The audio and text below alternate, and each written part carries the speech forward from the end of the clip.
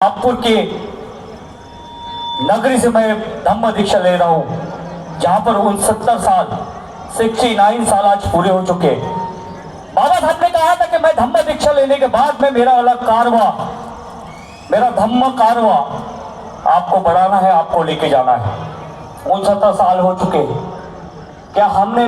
बाबा साहब के धम्म कारवा को बढ़ाया है? ये विचार आपको और हमें सोचना है, ये विचार आप में और में संबोधित करना है कि अगर बाबा साहब के धम्म दीक्षा को हमने आगे बढ़ाया है, क्या पवित्र दीक्षा भूमि में आने वाले सभी लोग हम आते हैं दशहरे के दिन, हम बाबा साहब के विचारों को ले जाते हैं, बाबा साहब के अनुकरण को ले जाते हैं, बाबा साहब के अनुकरण करते हैं, बाबा साहब के विचारों को, महाकरुणी तथागत भगवान बुद्ध के विचारों को ले जाते हैं। लेकिन क्या हमने ये सोचा है कि हमने दीक्षा भूमि में आकर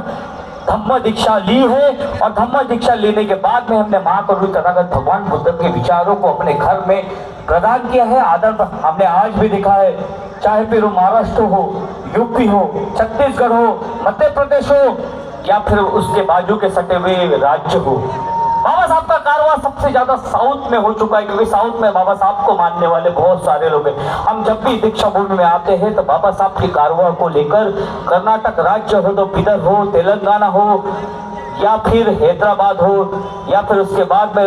मद्रास हो या फिर साउथ का कोई भी एरिया हो, बाबा साहब को मानने वाले लोगों और उनके विचारों को समझने वाले लोगों की कमी नहीं है।